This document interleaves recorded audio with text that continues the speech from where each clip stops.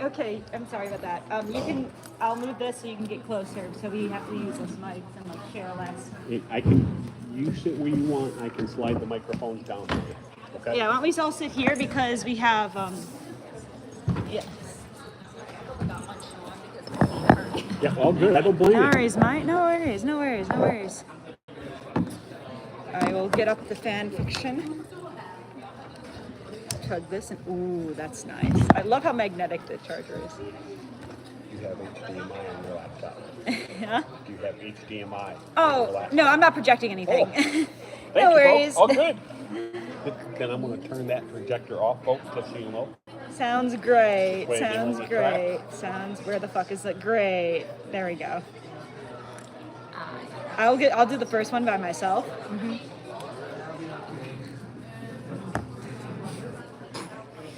We're cute. Thanks. We both look so cute today. Yeah. There's another person gonna be about maybe Yeah, here. I want to bring that third one down here. So Oh, everybody excellent. has a microphone. Yeah.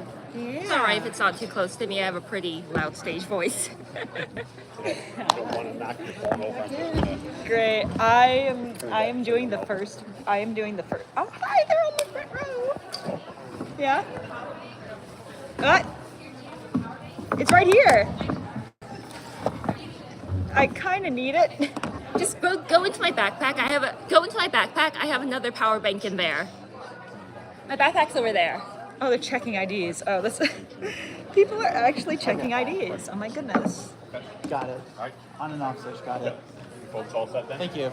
Yeah. Thanks, folks. We have an on and off switch. Yeah, I'm doing the first fan God, fiction. is it so don't- possible to turn the light up? Don't worry.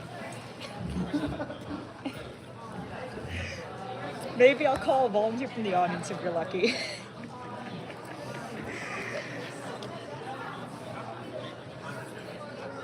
I'm excited, man. It's gonna be so fun. I'm doing the first one. It's Oh my like- god. Look how many people are already here. They're still checking IDs. I'm pretty sure this room's gonna be packed. Welcome. Welcome, prepare. Welcome to hell. Can I get you some fries? The big one, the one with the coat in it. Welcome to hell. As you can see, I'm dressed. It's as like under a the coat. That microphone is on. I'm not allowed to be heard without it. You can tell this is already going to be hell. I am dressed from a very cursed game. Oh shit, my simp juice is all the way over there. Can I have my simp juice, please? Thank you. Simp juice. Simp juice, Simp simp juice, juice, simp simp juice. Drink. Oh gosh, I worry that people might have heard the fake Australian accent and gotten scared that they won't be able to understand me this entire panel. No. Probably fine. No. I'm actually gonna drink from this though. It's juice.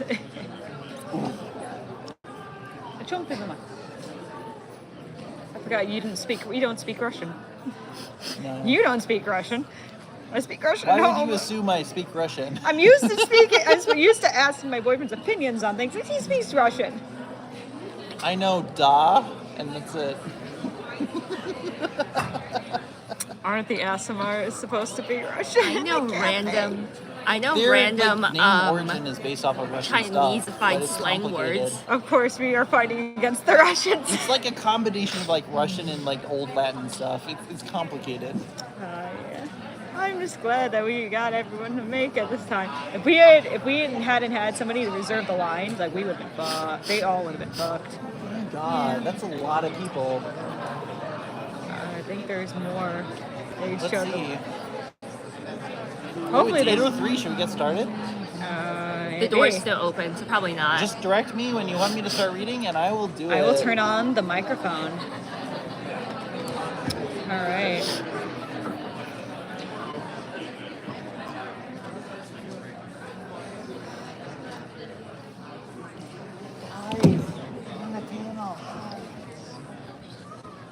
Wait, this is it? I thought this room was gonna be packed. I guess more people come in. It's pretty packed. I knew I was going to see you here. I told my brother and my dad, I was like, I'm going to see him. And I'm not.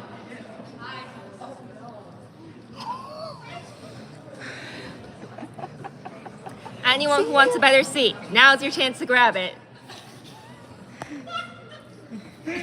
Oh, you're gonna be famous, Sandy. It's my student. All right, it's past the starting time, so I guess I might as well start. Good evening, everybody. Anyone here been to one of my panels before?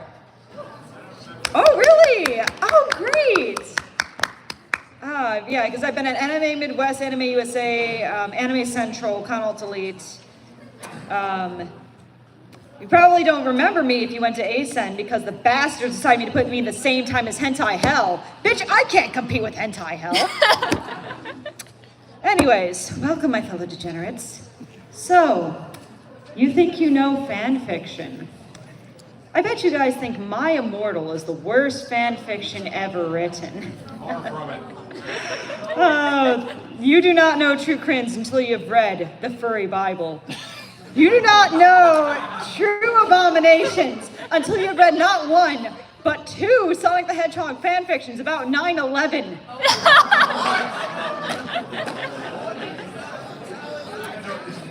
You do not know true disgust until you have read smut involving Thomas the Tank Engine. Fan fictions like Clifford's Big Red Penis will make my Immortal look like To Kill a Motherfucking Mockingbird. Welcome, my fellow degenerates, to Forsaken Fan Fiction.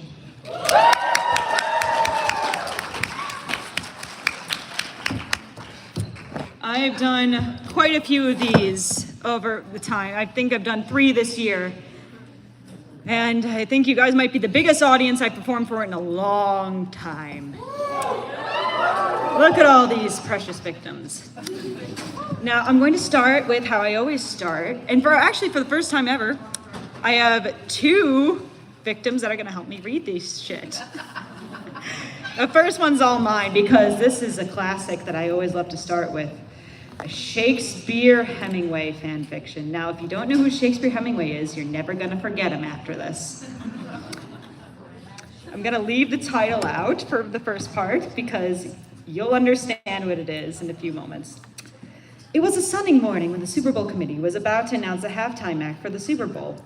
In attendance were his famous singers Katy Perry, Taylor Swift, and Kanye West. Kanye West sat in smug contempt, knowing he would be chosen. I will be singing the halftime show. I am the greatest living man, even greater than Garfield. Thought Kanye West to himself with vanity. As committee chairman opened the letter, all gasped with anticipation as sweat ran down their faces. The next Super Bowl halftime show act will be Garfield. Yes, it's the Garfield Bowl. Welcome to hell, bitch! Declared Super Bowl committee announcer with excitement. Everyone cheered and celebrated except Kanye West, who exploded in a fit of rage. What? Cried out Kanye West as he bolted from his chair. This is an abomination. I am the chosen artist of the millennium. It should be me who performs, shouted Kanye West with grandiosity. You are a chosen garbage man of the trash heap. Garfield is clearly the greatest man, said Super Bowl committee chairman to Kanye West. You will pay for this in dividends, Kanye West said as he boarded his private jet. Take me home. I need to speak to my lovely Kim for advice. 2015, this was written. Kanye West to pilot as he sat back in his recliner chair. Kanye West's private plane flew like eagle with wind full of fury. As he came to his mansion headquarters, Kanye West departed his plane to encounter comfort of his house and be greeted by his beloved. Kanye, you're back. You must be so happy you are singing the Super Bowl. Kim Kardashian said, rushing to Kanye West. No, you will not believe the insults I have endured. I will not be singing at the Super Bowl. Instead, it will be Garfield, spat it out Kanye West in disgust. But Kanye, you are the chosen artist of the millennium. This cannot be, said Kim Kardashian with disbelief. I know something must be done. I cannot let them disrespect my artistry, Kanye West said with determination. Maybe it is time to use Plan Zero, said Kim Kardashian with advice. Yes, with Plan Zero, they'll be forced to obey me and honor my contributions to humanity, Kanye West said with glorious delusion. Meanwhile, in an expensive clothing store, Beyonce, Rihanna, Katy Perry, and Taylor Swift were shopping for expensive clothes. Then, out of the mist, Kanye West appeared before them wielding a shotgun. Kanye West! What is the meaning of this? Cried out Beyonce with panic. Enough small talk. You are my prisoners now. With you as my hostages, the Super Bowl committee must make me the halftime act, Kanye West shouted with anger. You have no right to do this, you pig, cried out Rihanna with disgust. I have right to do whatever I want. I am the chosen artist of the millennium, roared Kanye West with tyranny. Now get in my limo before you feel my wrath, Kanye West said as he forced ladies into limo. Meanwhile, in All-American Roadside Bar, Garfield was drinking lasagna beer and which Garfield did you think this was? This is obviously the orange cat. Very on brand. Eating a lot. Okay, let me try this again. Drinking lasagna beer, relaxing to his groove. He had a big show to put on, but he wasn't sweating any worries. Rocking out is one of my favorite things to do, along with eating lasagna, loving ladies, and dispensing justice. Garfield thought to himself. Garfield was watching his favorite show, Sexy Ladies Eating Lasagna, on the bar TV, when all of a sudden interruptions came. This program is being interrupted by an important message from Kanye West, said the TV announcer. Kanye West then appeared on the screen for all to see with shades and smug, expressionless face. Huh? He was in a room which looked like a secret lab. Behind him was Beyonce, Rihanna, Taylor Swift, and Katy Perry, trapped in giant clear test tubes. Ladies and gentlemen, people of the world, it is I, Kanye West, the chosen artist of the millennium. I come here to you with decrees. If you do not restore my proper place in the universe and make me the halftime Super Bowl act, I will inject these hot, sexy ladies with Ebola. 2015, people. Kanye West threatened with intent. To show my seriousness, I will give a display of my capabilities. Kanye West said as he snapped his fingers. At his beckoning, a servant appeared before him. What is it, my liege? Said the servant to Kanye West. My humble servant, you will now perform your greatest task and give yourself to me whole. For the glory of my name, you must be sacrificed, said Kanye West as he injected the servant with Ebola. At Kanye West's injection, the servant began to undertake a startling transformation. Wag! Cried out the servant as he body twitched and contorted in unnatural ways. Before allowing his body to transform completely into a hideous Ebola monster. Behold my power and tremble in fear, exclaims Kanye West, pointing to his Ebola monster.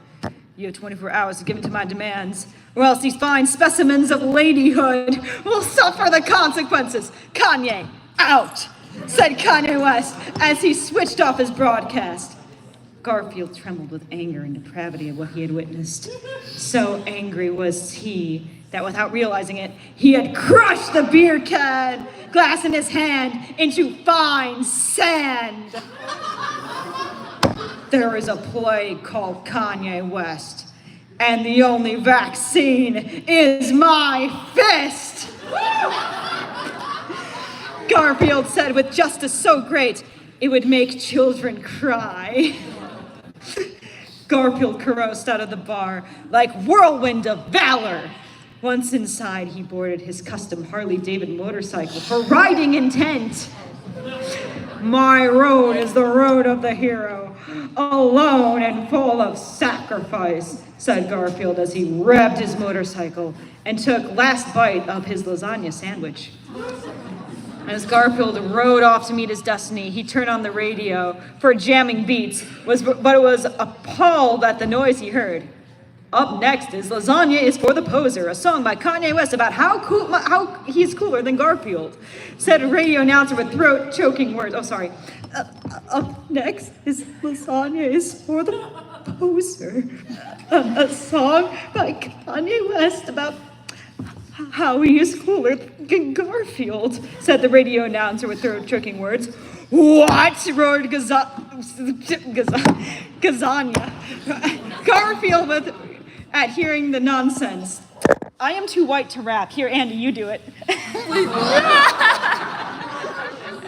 You start off with this one. Girl, I'm just as white as you are. All right, Lee, do you want to rap? I'll do it. Which one?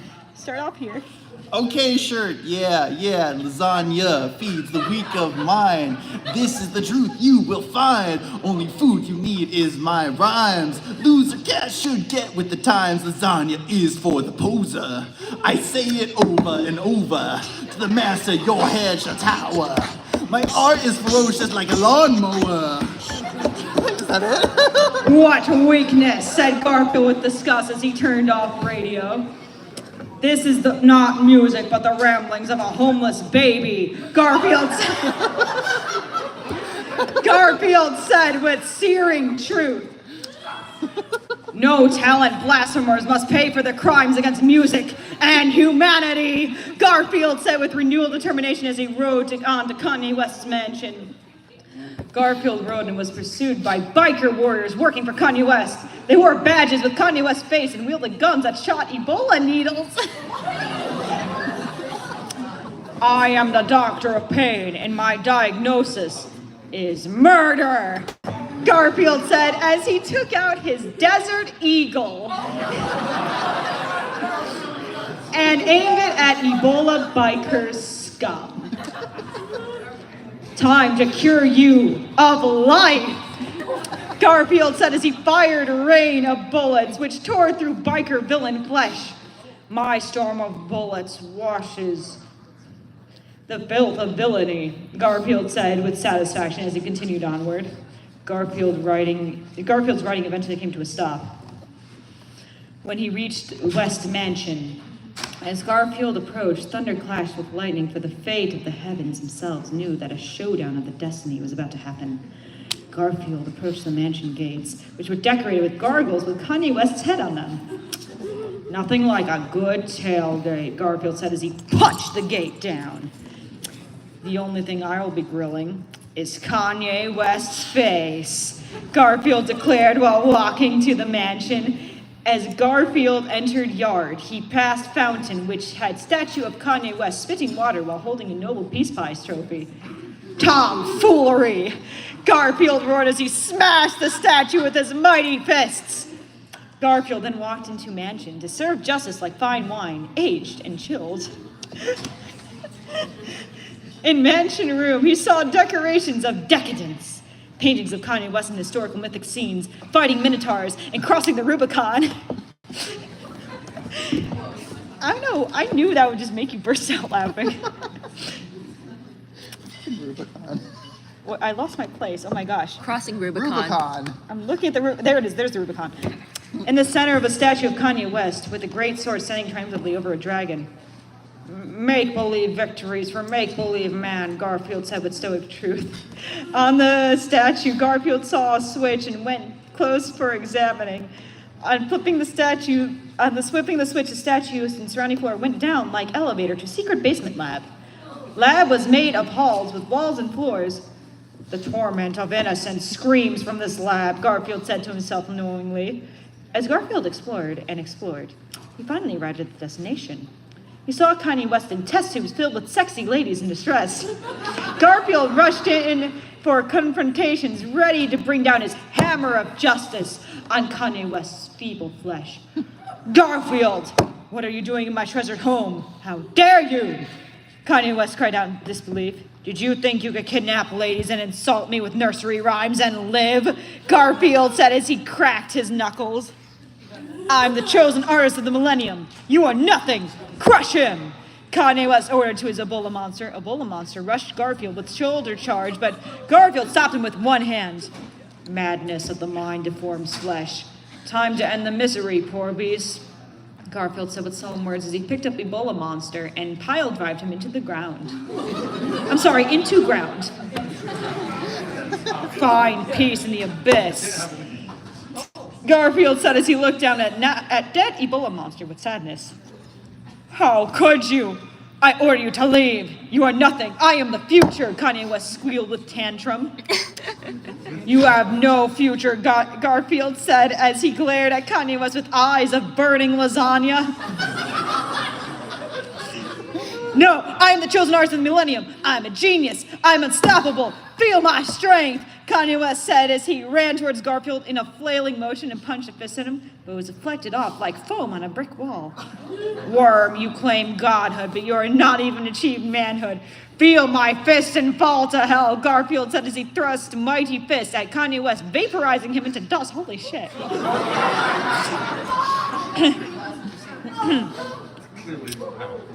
Vaporizing into... Oh, there we are. After the vaporizing of Kanye West, Kim Kardashian came out to Garfield. Garfield, I was in love with Kanye West, but now I see what a true man is. Will you not take me and give me loving pleasure? Pleaded Kim Kardashian with a wanting in her voice. I do not lay with beasts, said Garfield as he threw his lit handgun lighter at Kim Kardashian, making her explode into flames. Another job well done. Garfield strutted over to ladies in peril and freed them from the test tube prisons. Jeez. Garfield, it is too late, said Taylor Swift with sadness. Yes, it's true, Garfield. Kanye West already injected us with Ebola. We are doomed, sighed Beyonce with hopelessness. Have no fear, pussycats. Give me a moment. My manly loving can cure all diseases.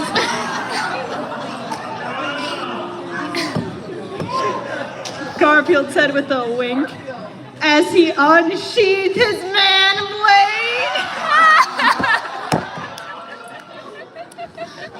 Never forget the beautiful artworks of Shakespeare Hemingway. Never doubt me again.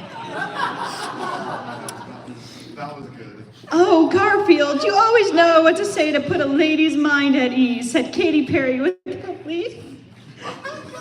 Garfield, you are the teacher, we are the students. Please maximize our pleasure capsules, said Rihanna with desire. You got it, baby bottoms. Okay, guys, you guys are making me laugh. Stop. I got this. But first, you ladies must put on your own halftime show for me. Pleasure yourselves for my amusement, Garfield said as he sat back with champagne glass and lasagna cigarette. Okay, now it's your turn. This line right here. Anything for you, Garfield, Katy Perry said as she began kissing Rihanna with all her mouth and face. Taylor Swift and Beyonce began rubbing against each other like butter being rubbed on toast, and Garfield watched with much entertainment at the lady loving. This is fun, but loving is not spectator sport, Garfield said as he jumped in for a good time. Garfield, please show us what a real artist can do with a paintbrush, moaned Beyonce with ecstasy. You got it, hotcakes. I'll be making my masterpiece of pleasure. My canvas will be your bodies, my paintbrush will be my manhood, Garfield said, as he prepared himself to give his special ladies the time of their life. All of the lovely ladies then laid down on the king-size bed next to each other and waited patiently for Garfield to give them pleasure power of maximum force.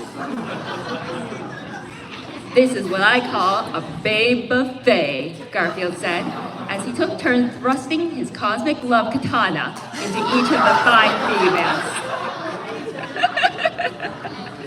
females. Cosmic love katana, I'm gonna write that down. Into the females, this one. Garfield, you are a man like none other on this earth. You make me want to write songs about you. Taylor Swift whinnied pleasure. Right now, the only lyrics you'll be singing is moans of satisfaction, Garfield said to his songbirds as he pleasured with the force of a bull and grace of a gazelle.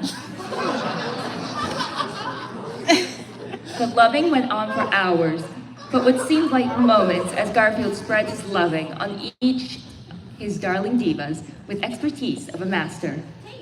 The ladies sweat with love and shed tears of pleasure as they received their loving like mailbox receiving letters, eager and full of pride.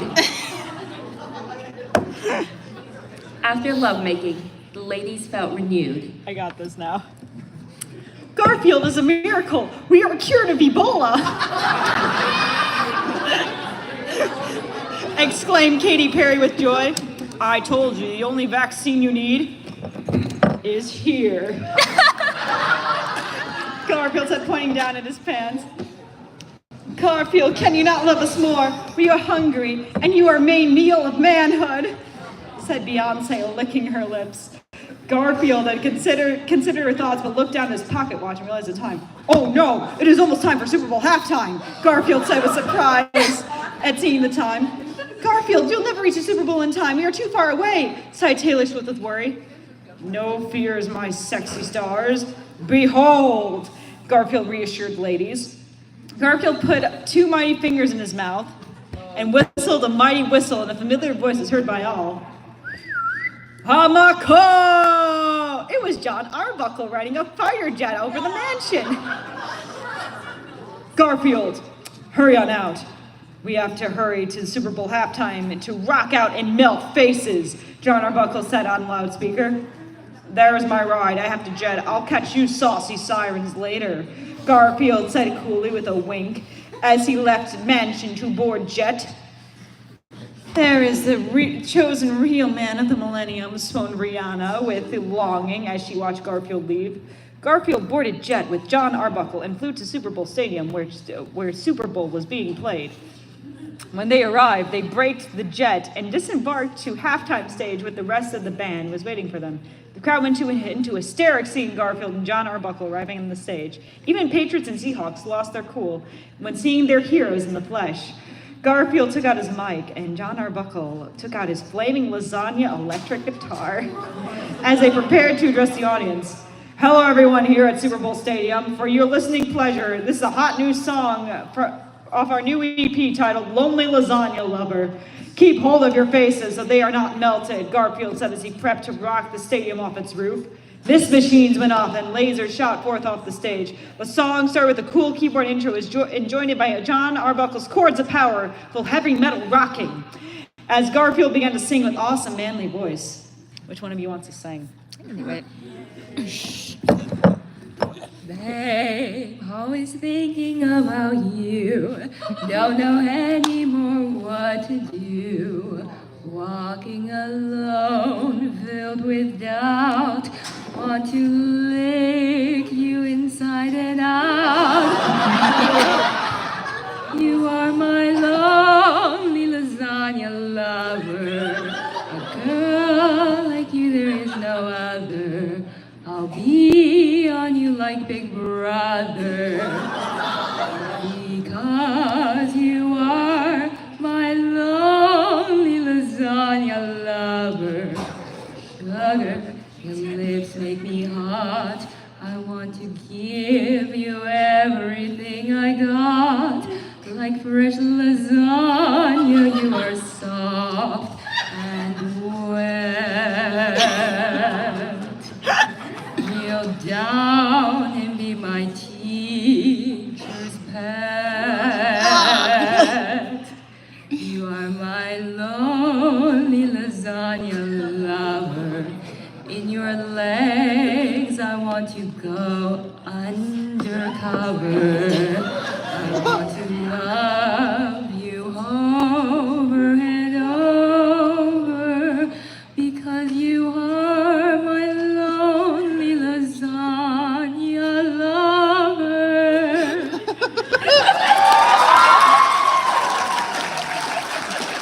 John Arbuckle then begins shredding with precision of surgeon and power of a comet. Sparks and flames coming out of his guitar. In the audience, Garfield saw a nerdy girl with glasses. He waved his hand at her and, using the power of metal, turned her into a cool rocker chick with tight-fitting Garfield tank top. After electric solo, Garfield began singing again. Who's singing the second verse? I can do it. Oh, you want to do it? Where's the second verse? This one, the spicy like tomato sauce. I can try. I don't know if I'm not Try, a good try, singer. try, try, try! You are spicy and hot like tomato sauce.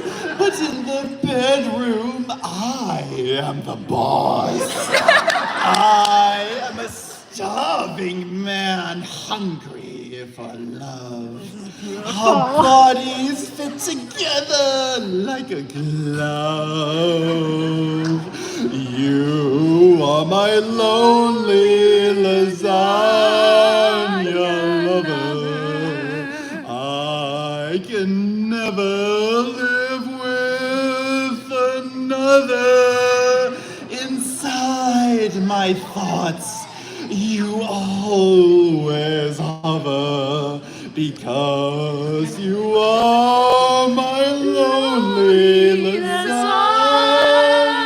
lover.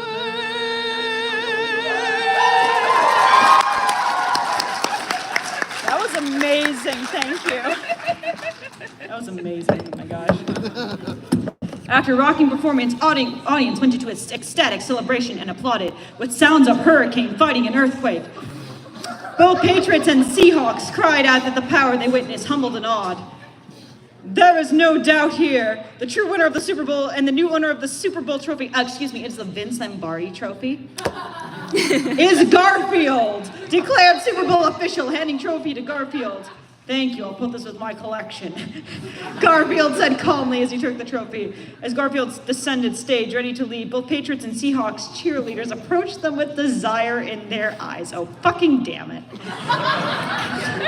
Garfield, today was such a life-changing day. We had thought what man was, but we lived a lie. Please take all of us and show us what real man can do, said the Patriots head cheerleader with revelation. Yes, Garfield, please tutor us in the ways of loving, said the head Seahawks cheerleader with admiration of Garfield's muscles. Okay, chickies, but remember, the bedroom is my field, and on it I am coach and quarterback, Garfield said as he put his arms around the cheerleaders. As Garfield led his cheerleading chickies to the locker room, he was approached by another fine, sexy piece of woman. It was Giselle Bundchen. Tom Brady's, I think, former model wife, I think. Garfield, may I please join you for your lessons? On the football field, Tom Brady might be an all-star, but in the bedroom, he's just a water boy. Said Giselle Bundchen with sultry seduction. Okay, my blonde babe, I will score a touchdown in your end zone, said Garfield with flirtations. I will receive any pass you give me, Giselle Bundchen said with swooning. Garfield then led ladies into locker room where he could show them what a pro athlete can really do. Garfield sent his pleasure power through ladies like spiraling football being sent through time and space and scoring a touchdown in the cosmosphere. He then surged his loving through their lady holes, filling their bodies with erotic ecstasy. The end? Question mark?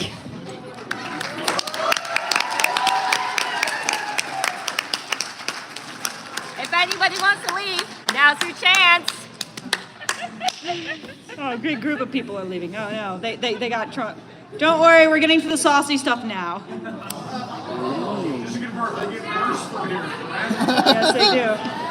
Okay, do you guys want, we have Ron's Secret, which is a Harry Potter fanfiction. Or we have Rooter, which is a Jurassic Park fanfiction. Jurassic Park? All right, Leigh, you said you wanted to read this one. Yes. Do I read the commentary too? No, don't read the commentary, just read the fan fiction. The creature made its move. With a loud Read this. shriek, it threw itself against the panel next to the bolts Muldoon had loosened, ripping the door from its hinges and knocking the cage back, sending Joffrey crashing onto the unforgiving jungle floor below and jarring every bone in his body.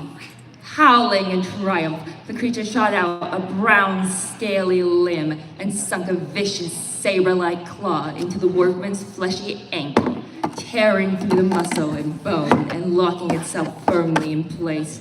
Joffrey screamed at the top of his lungs as he was dragged forcefully back inside the cage, powerless to resist the creature's superior strength. Speak now or forever hold your peace, people. Muldoon suppressed an excited grin as he immediately began to shout instructions to the panic-stricken construction crew. Tasers, get in there, goddammit! You there! He motioned to one dumbstruck engineer. Bring me 4 trank rifles, a vial of neurotoxins, and a camera, goddammit! And make sure it's a bloody video camera this time! Joffrey howled in terror as his efforts to stay put failed. Unable to break the creature's hold, he cracked his head brutally against the side of the cage and lost all ability to resist as his senses became groggy. A rank odor of decaying meat and feces lined the air of the cage, and it was all he could do to suppress his gag reflex, the way his gym teacher had taught him. What? I don't remember this part of the fan fiction. I've read this like 5 times. I do not remember this part. As his head cleared slightly, he was able to make out the dreadful beast which had just snared him. Standing almost 8 feet high, with mottled brown and green skin and rows of curved, serrated teeth, was Velociraptor Anterhopsis, a killing machine of almost unsurpassed intelligence, lethality, and sexual appetite. Yes, of course he's gonna fuck the dinosaur. What'd you expect from a Jurassic Park fan fiction? Its long forearms ended in 5 muscular digits, each supporting an intimidating-looking claw. It leered at him wickedly, and Joffrey knew his end was nigh. Strangely enough, though, he didn't really mind. While Joffrey would have preferred not to die, this prehistoric Jack the Ripper was somehow the most beautiful creature he had ever seen. From her lustrous ember eyes to her graceful prehensile tail, all the way to her muscular thighs and smooth, curvy foreclaws. It would be an honor to be ravaged by such a goddess. Blissfully and with complete disregard for his mutilated ankle and gashed open head, he reached out and smiled at the creature as she reared up and opened her jaws. By now, the activity outside the cage had reached pandemonium status. Frightened workers ran around like headless compies, trying to find a way to secure the cage and free their colleague. In a stage of calm bliss, Muldoon strode over to the radio and casually informed the Jurassic Park Control Center that they were ready for the other raptors now. And also, while they were at it, perhaps a few crates of strong alcohol and some women's clothing. Strong alcohol and women's clothing. You didn't have to repeat yourself. I think people got it. Almost trembling with anticipation, but remaining outwardly stoic nonetheless, he loosened his belt and struck a match to light his precoital cigarette with. 6 damn months. Well, now he was going to get some release. Grabbing the side of the broken cage, he hauled himself up and peeked through a gap in the roof to see how things were progressing. The velociraptor had parted her jaws and looked about to strike, but suddenly she seemed to stop, as if unsure of herself. Joffrey was confused. Why hadn't this hot Cretaceous babe mauled him like he was the filthy descendant of a wretched shrew-like thing that he was? Why was he not being lovingly absorbed by the digestive system of his perfect, carrion-scented Aphrodite? Almost as if he dared not speculate, he glanced up at her, still expecting the final strike that would end his sexually confused mammalian existence. And saw at once that it would not come. Her eyes were still marked by a ferocious hunger, but it was not for the shredded meat she seemed to slaver. She clearly wanted the meat intact. Joffrey couldn't believe his luck. Slowly, she backed away from him, then coyly turned around so her bird-like hips were on full display, mere inches from his face. From this angle, he could see her smooth, hairless slit. I'm not seeing that one. By the way, I am really disappointed by the speculative biology in this one. Like,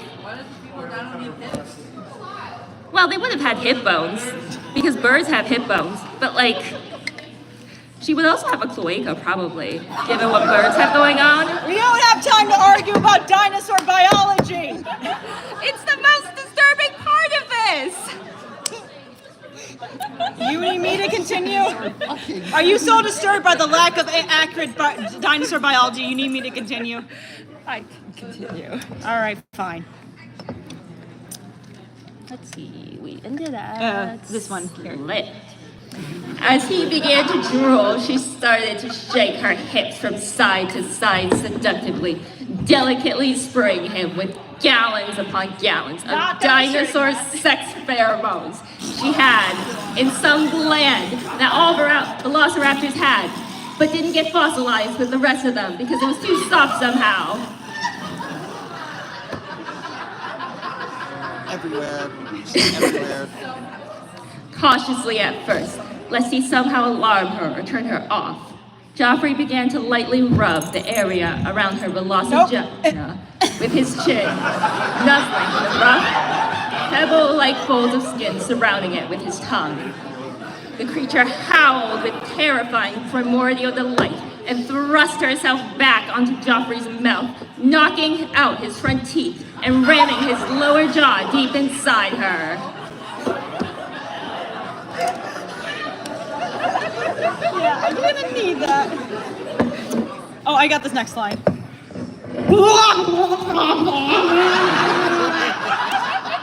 Joffrey whispered seductively as he continued to work his magic on her with his mouth parts, delicately teasing her harsh, sandpaper-like clitoris as he did so.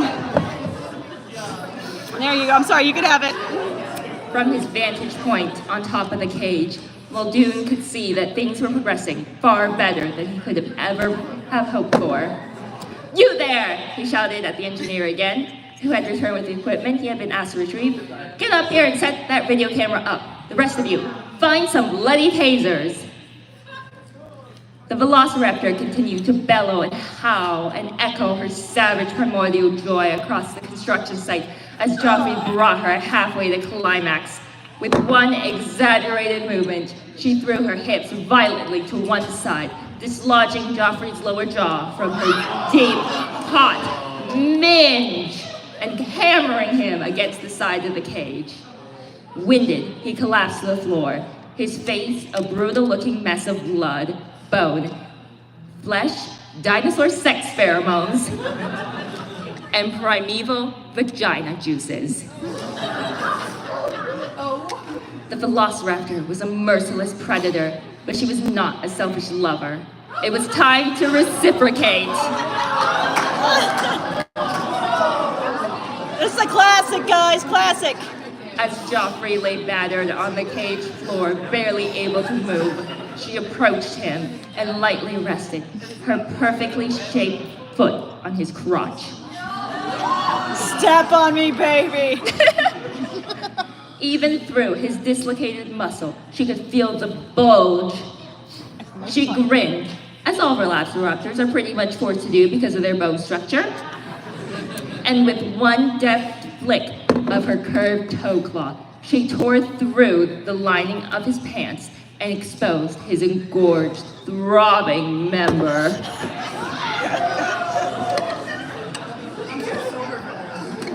Joffrey mumbled with ecstasy through his maimed features as the creature praised him. She was mildly disappointed at the lack of insemination barbs on his manhood. But she had come too far now, invested far too much time to stop the process this close to completion. Wrapping her tail around his waist, she pulled him back to his feet and slammed herself back against his erect cock, moaning wickedly as it pushed apart the sides of her opening and entered her. Little bubbles of pleasure formed in the red-black foam on Joffrey's mouth as she forced herself further back, taking him deep inside her. On top of the cage, the camera was nearly ready. Muldoon could take no more, whipping off his safari shorts and pulling out his very own big game. He wrapped his hands around it and began to rhythmically jerk off as the confused and terrified engineer pointed the camera where he was told to. Oh, that's right. Get it all on tape. All on tape, he groaned as he energetically pumped his purple shotgun. The velociraptor was now grinding and bucking against Joffrey with terrifying savagery now. And she could feel the warmth beginning to build in her nether regions as his rock-hard dick slammed in and out of her orifice. Fervently, she rocked against the side of the cage, ignoring Joffrey's impassioned gurgling noises as she brought herself closer and closer to a meteoric climax. Keep shooting, Muldoon moaned as he prepared to do some shooting of his own. Shoot her! Shoot her! Okay. Finally, the raptor could take it no more. Squealing as if she intended to drown out all other sounds that had ever been made by anything in the history of ever, she came hard and fast, her vagina walls constricting against Joffrey like a vice. As wave after wave of putrid velociraptor loved Tabasco squirted everywhere, dousing the floor and walls of her cage in a layer of horribleness half an inch thick. Joffrey screamed in agony as his frail, warm-blooded member was crushed by this merciless barrage, and tried desperately to pull out of her, but it was too late. In a final act of climax, she spun around again, taking him with her and cracking his spine in two. Acting on pure instinct, she sank her powerful jaws into the sides of his skull and bit down hard, ripping his head clean off in half and scattering flesh and blood everywhere. As her teeth entered his brain, they triggered his pleasure and pain senses, sending him into the most disturbingly intense agony a human being can possibly experience, and bringing him to such heights of ecstasy humanity can only dream of. Then he died. Then, as she wolfed down what had once been a greater part of a young man's head, her body was racked by more uncontrollable spasms. She writhed and flopped all over the cage, all movement out of her control, as the by now rallied workers fired taser shot after taser shot through her cage door, each one making contact with her and sending powerful electric shocks through her body, a sound not dissimilar to that of a former Kenyan gameskeeper ejaculating. Emanated from the cage roof above As she spasmed on the floor, she could feel a sticky, warm liquid trickle onto her from above. Oh yes, they shall all be destroyed! Muldoon groaned to himself as he shot his load through the hole in the cage roof and sank happily to his knees. As the worker continued to shock the velociraptor into submission, a low rumbling noise was heard. Oh, jolly good, Muldoon thought to himself. Sounds like the others are on their way up. Excitedly, he pulled his shorts back up and rallied the remaining workforce. Come on, you lot, he declared. One down, 7 more to go.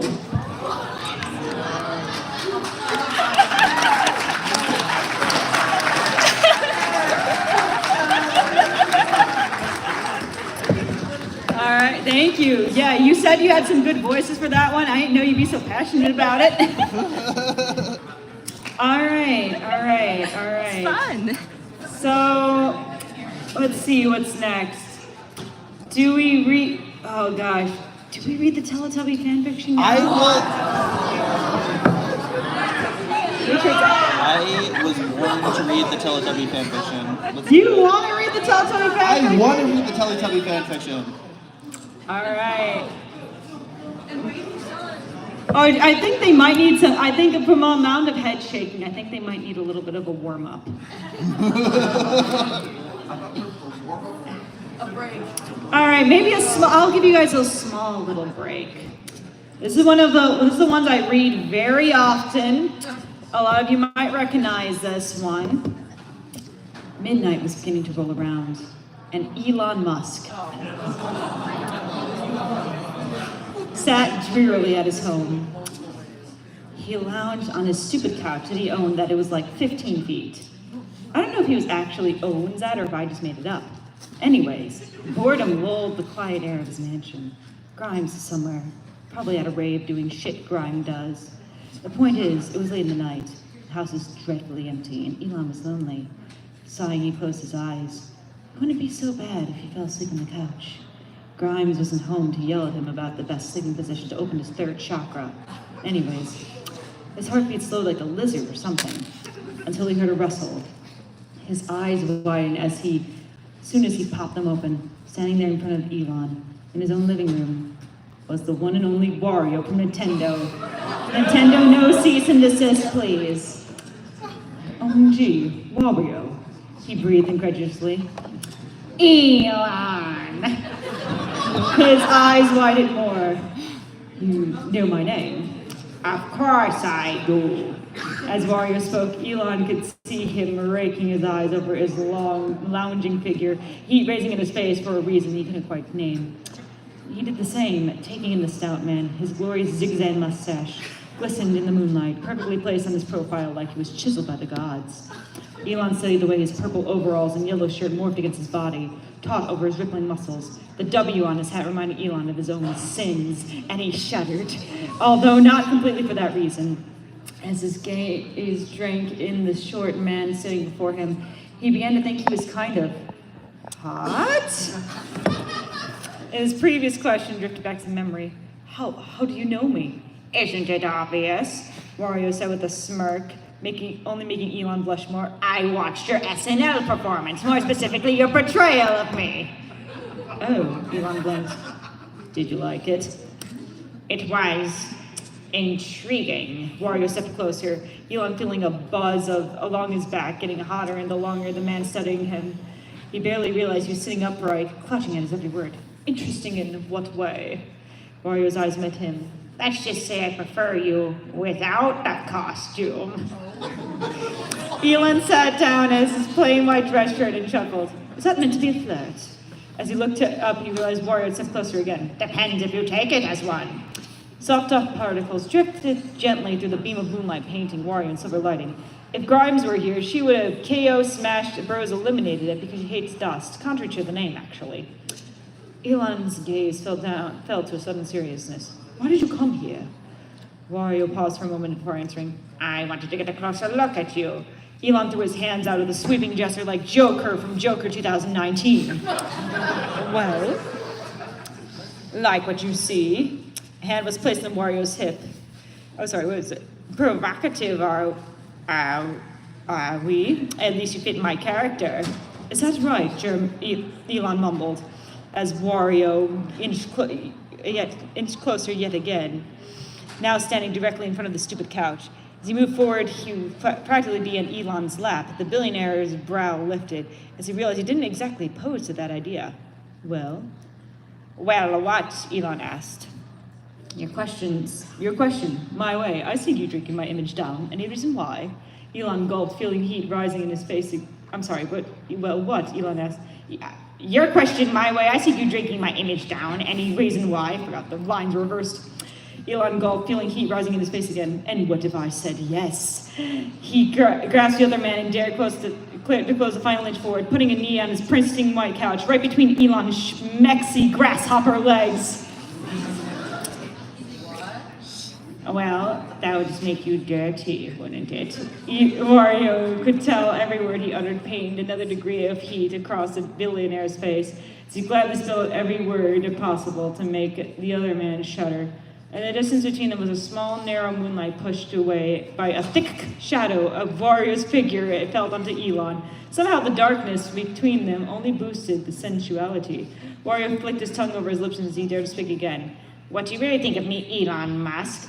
Wario? Elon breathed, the tension between them. I think you're hot as fuck! Gently, Wario placed a hand on Elon's chest, rumpling his shirt, which was previously just as flat and ironed out as his ass. That's what I wanted to hear. Elon let out a soft sound, not quite a moan, making the hairs on Wario's mustache yearn to hear what the other man could call him when they were alone together. You want a piece of this thick pussy, don't you? Wario teased. Elon gasped before answering. He could have a space heater with how hard he was blushing. Yes. Barely a second passed before Wario's lips joined into Elon's. In their first dance, Elon's hand shot out to Wario's round sides, steadying his lean against the couch for optimal smooch time. Wario let his hand drift from the other man's chest up to cup his jaw, and grinned into the kiss when he felt the flustered billionaire push closer into his touch. Every soft sound Elon let slip from his lips made Wario's overall buttons vibrate arousedly, like nipples. Elon squeezed the sides a bit tighter, and Wario wagged softly. He was instead of moans. They breathed each other, tasted each other, exploring everything they had never felt before. Eventually, the two had to unsuction reluctantly so they could gasp for air. Oh my God, Wario, Elon panted, gazing into the other man's eyes admiringly as he slowly snaked her hand around to his ass, bringing him that much closer. Wario smiled, but dislodged his hand gently. No, pussy tonight, sorry, boy toy. Elon pouted. You've come all this way, might as well get it or give it. I can't, he explained. Busy day tomorrow. Besides, every pap on Earth would be on our asses in a second. They just can't live in peace while a power couple is out here winning. Forget them, Elon growled. I can make them disappear in a second. I love a domineering man, mumbled the shorter man as he pressed a kiss to Elon's jaw. What do you have planned tomorrow anyway? Wario smiled somberly. I have to go golfing. He responded softly. With Mario? With Mario. A crease formed on Elon's brow. Fuck Mario! Wario laughed quietly. Don't be bitter, it has to end now. Be happy that it happened. But I want you, Elon whispered against the other man's fantastic mustache.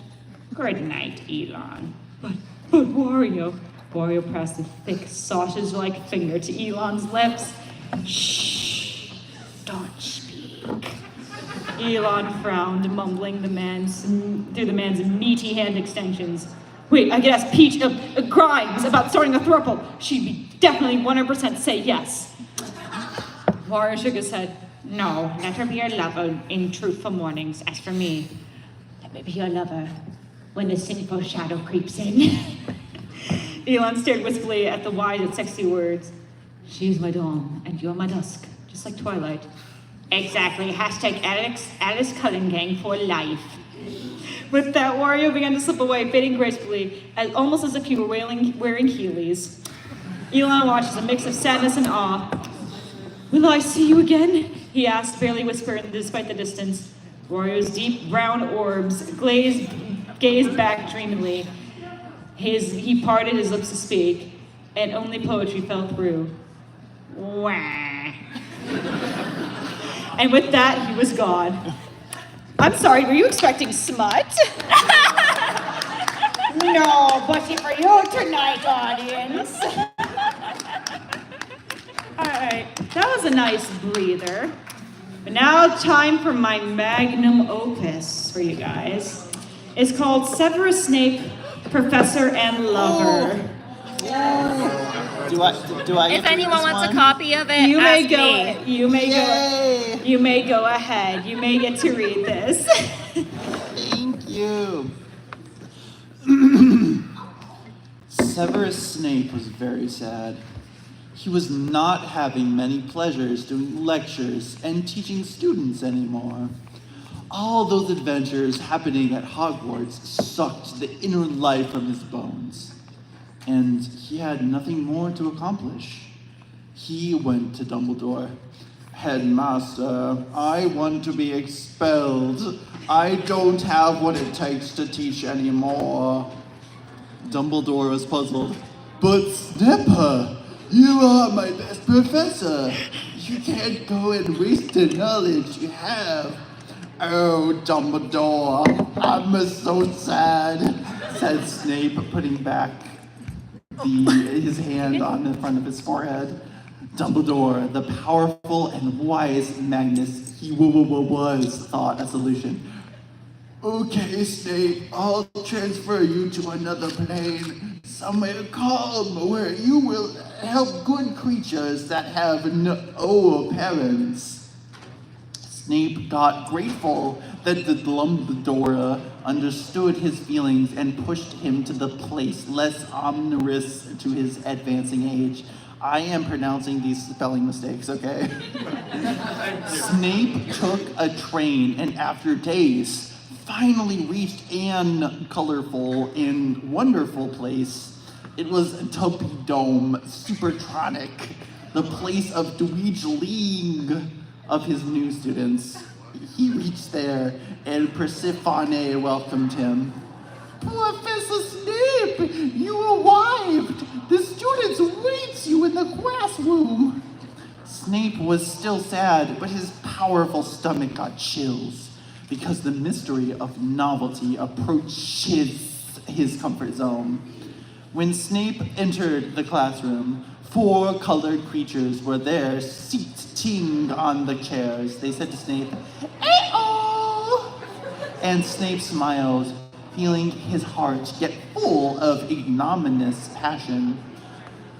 All right, dear students, today you will learn potion making. No, we want to learn how to be an adult, cried the 4 Teletubbies. They had lived for many long inside that perfect bubble, only experimenting the baby joys of youth. But every day was equal to them, not really happening at their house, and life was boring. When Snape arrived, a flash of hope filled their hearts with the promise of life beyond. Did I miss The promise of life beyond perfect prison. They got trapped when they were born. Only that dark-robed and pale-skinned man can save the babies from this terrible fate. But kids, said Severus, I must accomplish the curriculum.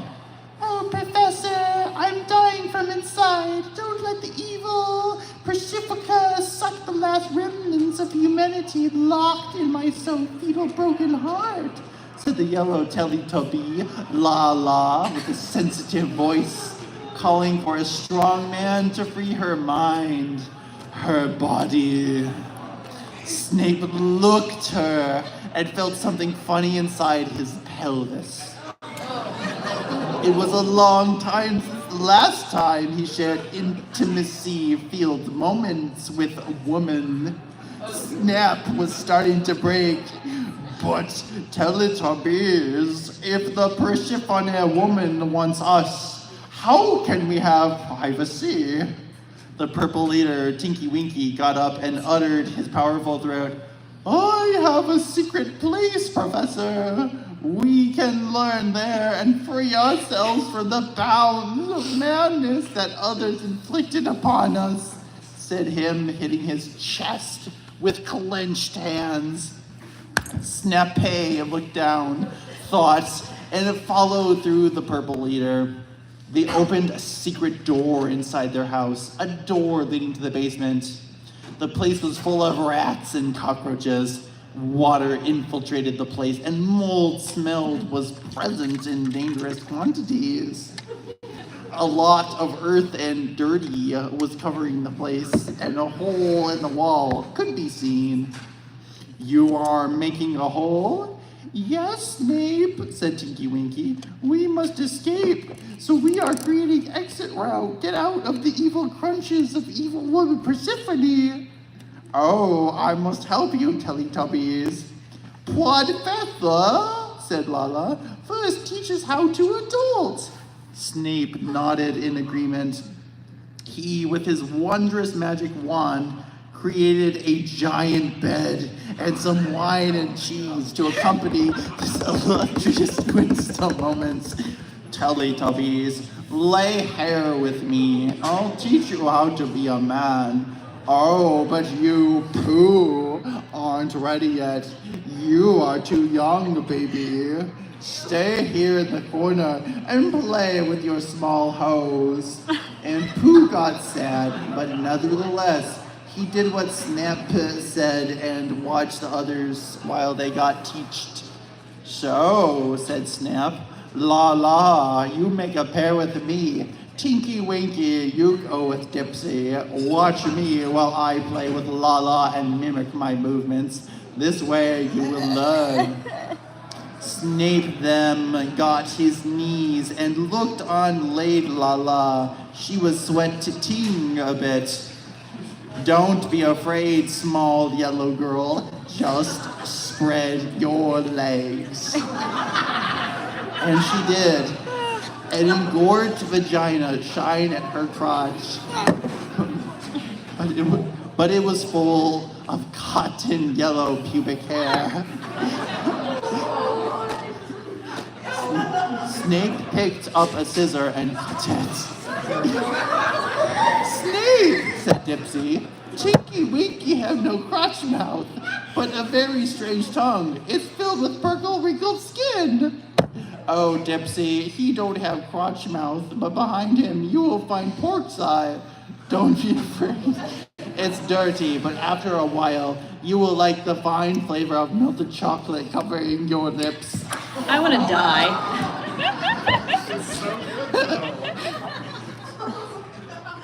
Dipsy turned Tinky Winky, and the purple Teletubby revealed his purple anal hole.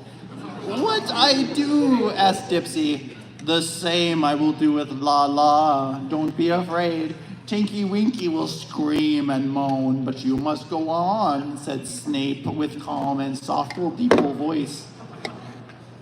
Oh, Professor, said La La with a moaning, lustful voice. I think I peed myself. I'm feeling moist. You all have no idea what's fucking coming. No, La La. No, La La. You must not pee. You are happy that I am here. Seriously? Yes. Now suck my index finger. And she did. And Snape unclothed himself. His pale, shiny penis appeared, and all of the Teletubbies got impressed. His nutsack was very white and hairy, and exhaled a snake oil parfum essence. La La felt a jolt of pleasure down her antenna. Now, boys, do as I do. And then Snake introduced his wizard wondrous penis inside La La. She screamed, ah! and a flush of yellow blood got expelled from her now broken hymen. The yellow blood-covered snake, and he rubbed himself with that sticky liquid.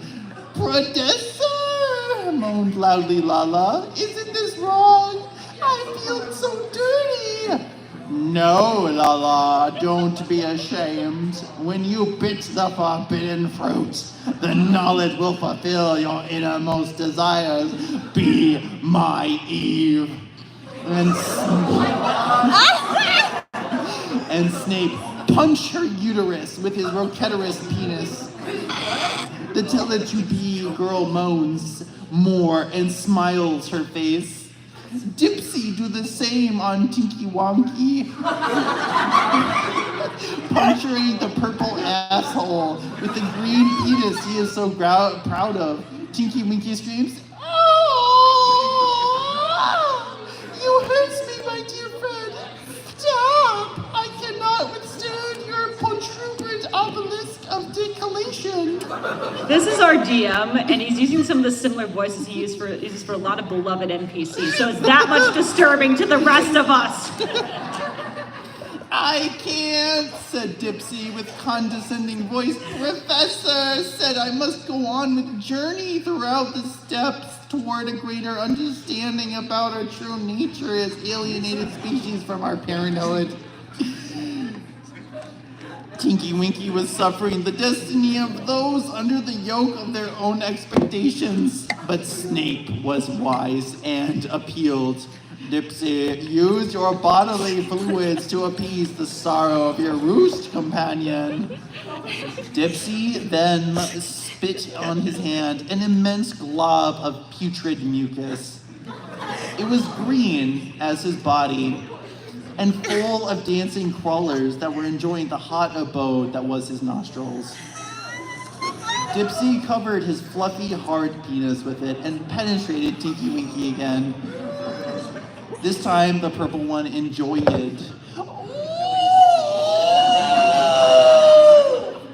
Snape was funking hard, Lala. A lot of yellow blood continued to get her defiled vaginal daisy. The pain hurted her much. Professor, it aches my skin and negates the maturation you unleash inside my secret womb. Be calm, my yellow student. After a while, no pain can touch you. Wait the massage of gods. And she did. After a while, the orgasm started, and she had multiple ones. It gets worse. Her chest grew a pair of xanthous beasts. And they lactated the nectar of the houses of holy. But she wasn't in her mature years yet, and her bowel controls were rudimentary. The orgasms unleashed a cataract of happy hot shit through her untouched litellus anus. The slop of dung covered the bed, and the smell was atrocious. The flow was so intense, globs of shit splashed, and Snape's legs and hit his pale and sweet face. Oh, la la, said Snape. Finally, the cocoa honey bestow us with this feast of gourmandized guts contents. And Snape rubbed his face with the black, fetid hodgepodge ooze Lala vomited with her anus. It was hot and disgusting that Snape vomited a mash of orange juice, blood spaghetti, and Mama's chili pepper over her lustful body. I told you it'd get worse. It reached Lala vagina and burned and splashed it all over her tummy. Much, much worse. She rubbed the vomit all over her belly and breasts and swallowed a good portion of it. Lala is happy. She reached a new stage of illumination and now can let go her shame of being the mistress of a snake-old man. Dipsy took a portion of that hot boiling dung and deposited it inside Tinky Winky's anus. Now, the penetration is complete. They are enjoying the most complete recollection of humans' past lives as beings dipping inside their own bodily properties. Snape, said Lala, can I penetrate you too? Snape got pensive. He never thought about something so insulting to his manhood. But the pleasure was so insane, he nooded with a moan. Yes! And Lala prepared her finger full of vomit and macaroni strings. She moved slowly her index finger and prepared to penetrate it. And she did! The finger entered Snape's left nostril. The finger entered Snape's left nostril and started to fuck it. She was fast and didn't want to lose time. As Lala fucked Snape's nose, the vomit in her nails entered it and he breathed it. He gagged it and coughed the bloody puke and it hit Lala's eyes. But she laughed. Lala then put her other finger, her index finger, inside the other Snape nostril. And he felt the pleasure more intense. Lala's tits lactated like no other in the world. Like a fountain of milk and passionate dung. The milk and shit shower was so intense, it reached Pooh, that was at a corner masturbating to the whole scene. He drank the shitty-covered milk and beat himself in pleasure. Even a small Teletubby have the right to feel the magnificent joy of the motherly nourishment coming from his sister's breasts. Now, Snape is ready to come. He grabs his penis. Feel the throbbing coming, and then the cum-tastic delight comes out his powerful snake hose and fills Lala's small vagina with a gorgeous and thunder-striking goo that overflows her and washes the last pureness that yellow and sexy body had that one day. She comes too. And now she is complete. A yellow and tasty alien woman girl with a nice and softly cotton breasts. Her Teletubby body got gorgeously tasty, and even her brothers think she's delicious now that she has breasts. Going back down, going back down. Dipsy comes inside Tinky Winky too. And the two cotton alien boys now discover what it takes to make a real action hero. Boys, says Snape, you have graduated. You now are full-fledged, mature, and responsible adults. You can take care of your own butts and do with it all you deserve. Pooh was a little sad, but she knew her time will come. Snape, said Tinky Winky, rubbing his cum-covered and hurting anus. We must escape. The Prosciutto woman is already searching for us because we haven't returned to sleep. Okay, Tinky Winky, you lead the way. And the Teletubbies and Snape followed Tinky Winky's down the hole they evacuated. The cave was very dark and long, but Snape used his wand to illuminate the way. As they walked down the cave, a light at the end of the tunnel was near, and they raced towards it. But someone was expecting them.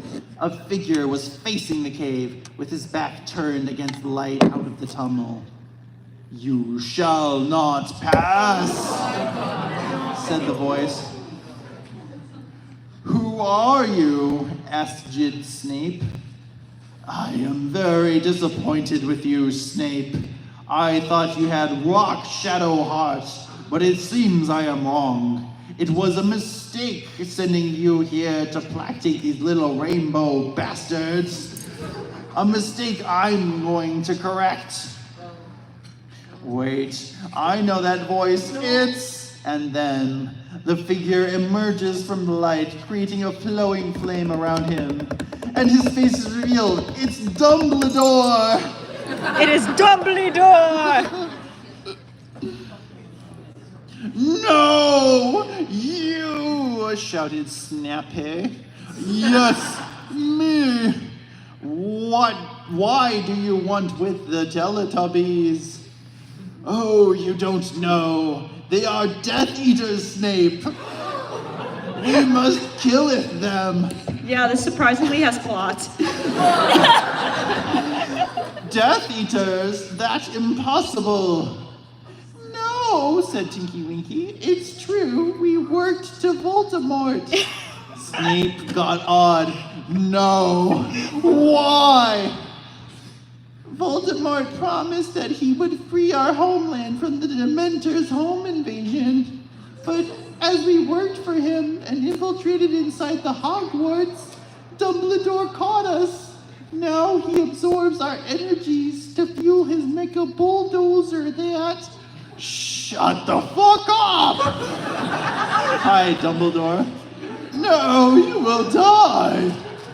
No, I will not permit, said Snape. He created a strong bond with those aliens, and he can't let them die, even if they are working for the enemy. So, said Dumbledore, you will die too! And Dumbledore invoked the killing spiel from his wand, but then Yinky Winky from the bottom of his purse pulled out a Colt 45 revolver and shot Dumbledore, but the wizard deflected the bullet. Ha! You cannot kill me! Snape, go save the Teletubbies! I'll buy you time! Cried Tinky Winky. No! Shout Lala. We can't let you die here! But you must. Or he will kill us and no one can save our homeland.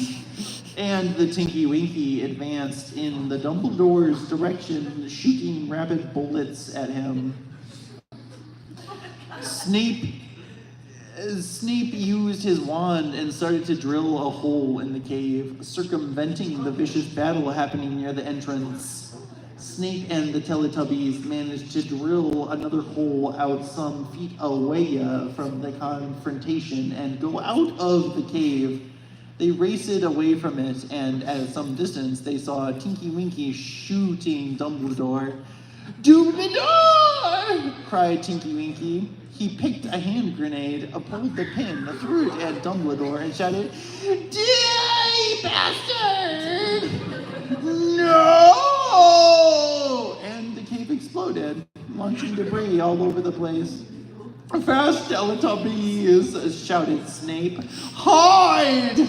And they did. A lot of rock fell from the sky, and fumes and dust covered everywhere. Tinky Winky! Cried the Teletubbies, and Lala tried to run and find her purple brother, but Snape prevented. No, you can't. This place is unstable. We will die staying here, cried Snape, and the earth started to shake. They raced away from the crumbling Tubby Dome Supertronic, avoiding the falling rocks and the poison flower that attacked them. After a while, they reached a safe haven. Lala was very sad and crying much. Why we let him die, Snape? Oh, Lala, he saved us and was his desire that we escaped him, but it's not fair. I know. And Snap hugged Lala, and the other Teletubbies did it too. Now, these four heroes must find a way to save the Teletubby planet from a horde of Dementors that are trying to invade and conquer the place, slaving all of the millions of Teletubbies inhabitants. Who is behind all of this? Is Voldemort involved? And Snap and La, will they be together in the end? Snap says, La, I promise, we will avenge your brother. The end?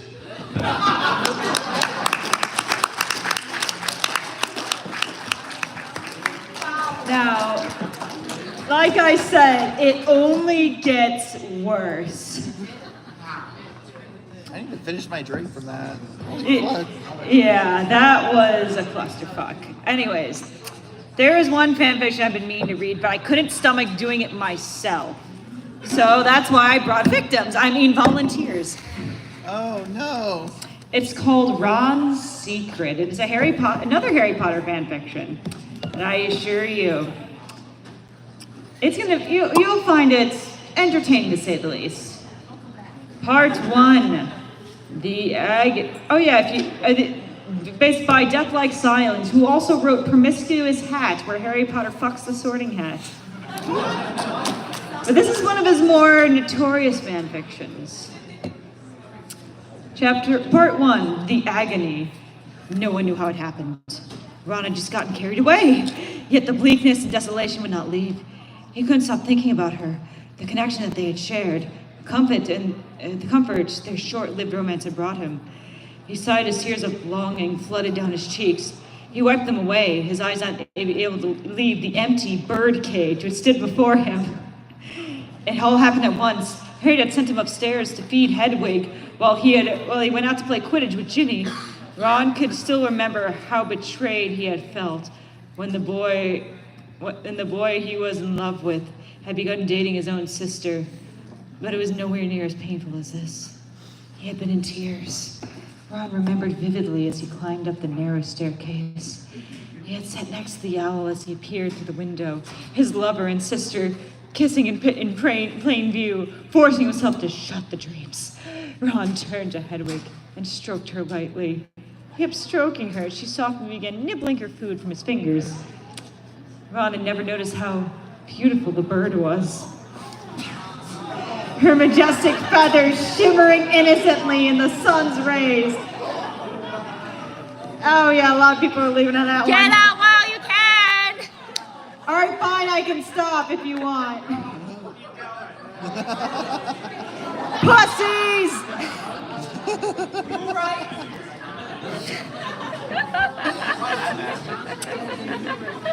I told you this would be a night of degenerosity. Not my fault you're not prepared.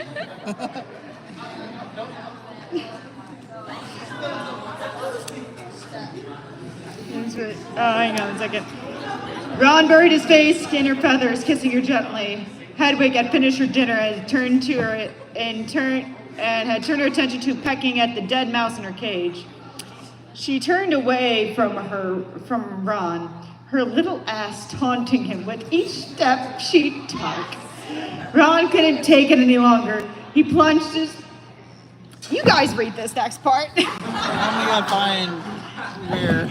Right the part where he plunged his fingers into her tight asshole. You do that one. Again, birds do not have assholes. They have cloacas. I will die on this hill. He plunged his fingers into her tight asshole. Hedwig screeched immediately, but Ron kept going. He pulled out his fingers a moment later and licked off the owl feces. He felt a rush of excitement as he opened the owl cage and picked her up.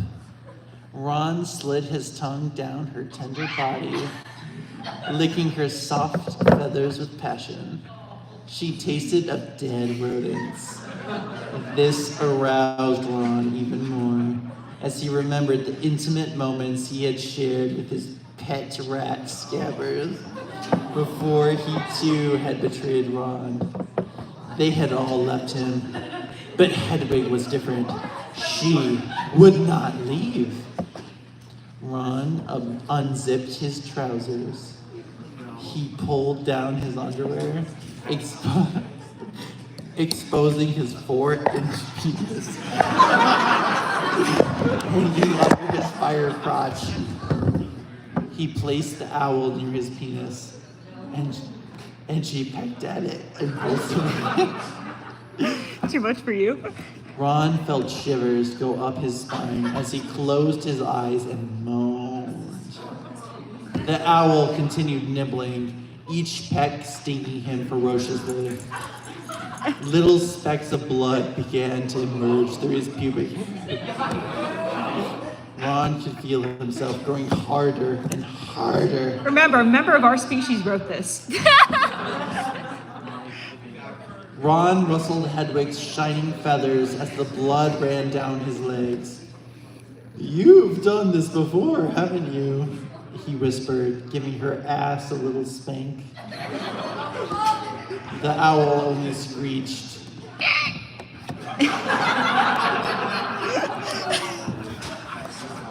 But this was where it had all gone wrong. Ron remembered in shame. He remembered it was that moment Hermione had appeared to walk in the room, while Hedwig was buried in his crotch. He had heard her footsteps, heard her calling him down for dinner, but he hadn't been quick enough. The expression on her face, opening up the door, would remain etched in his mind forever. Ron, what the bloody hell are you doing? She had exclaimed with a gasp. Frantically, Ron had tried to zip up his pants. Nothing. He assured her as he tried to yank up that damn zipper while Hedwig was still nibbling at his cock. He gave it a hard pull, but the owl's beak was caught in his nest of red pubic hair. Hermione only stood there, unable to recover from her shock from what she was seeing. With a mighty tug, Ron finally managed to pull up his zipper. Evidently, he had been unable to pry the owl's beak out of his crotch, as it was attached to the zipper. Hedwig shrieked in horror as blood began pouring over the floor, which was already hidden beneath a layer of owl feathers and Ron's pubes.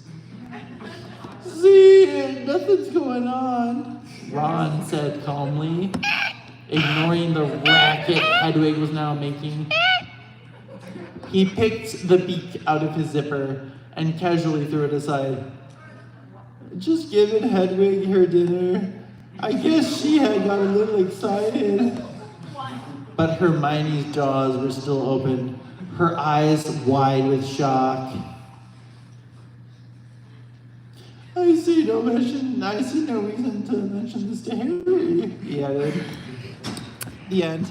I think we're just only gonna see, there are multiple chapters of this. I am not reading them all.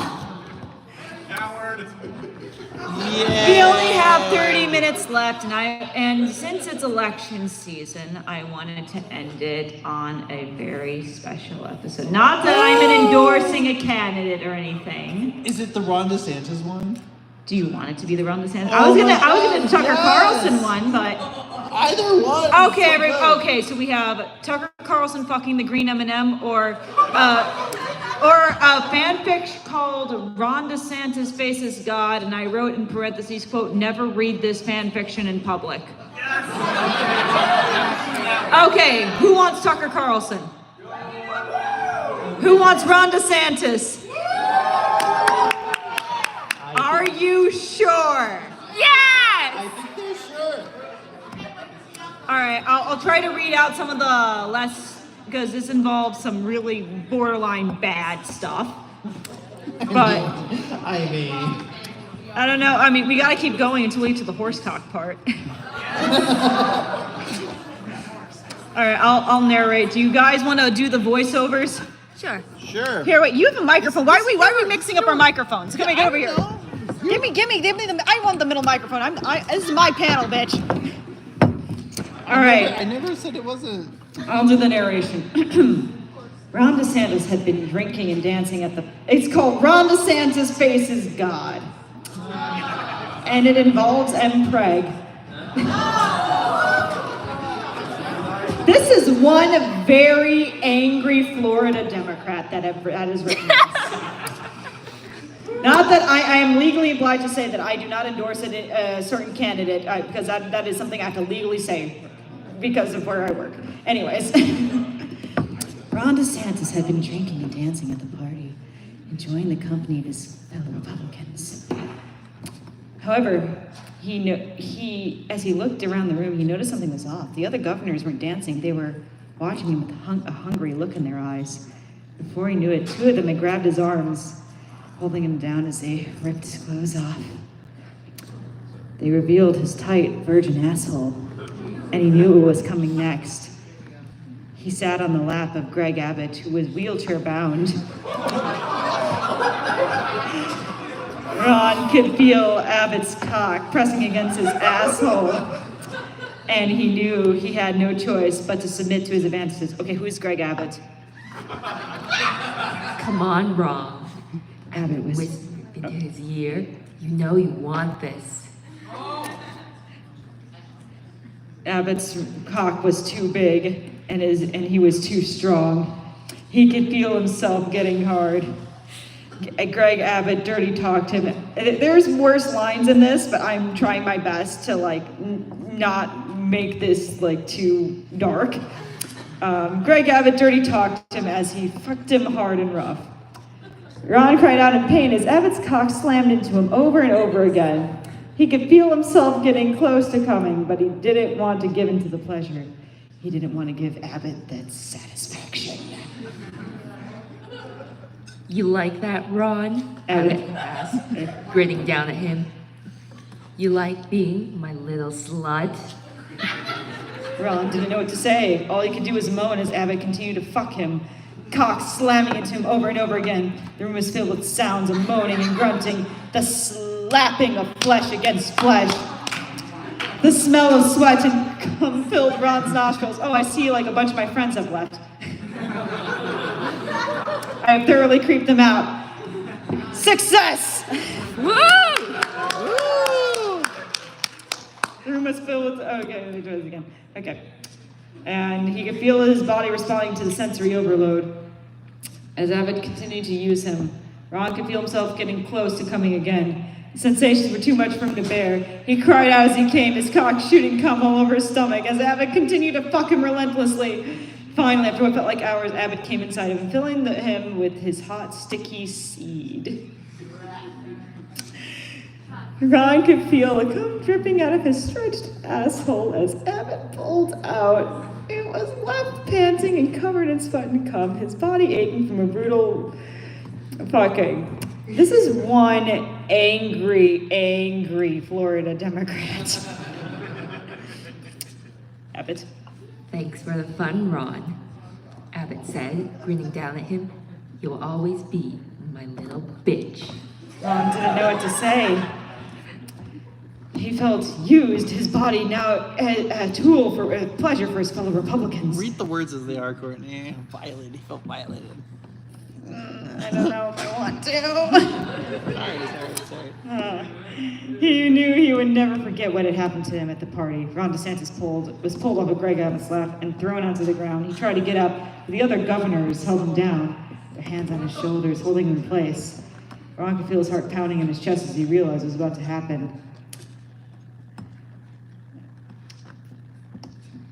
I don't know if I want to read the next line. That's a little too uncomfortable. Do you want me to take over? Over?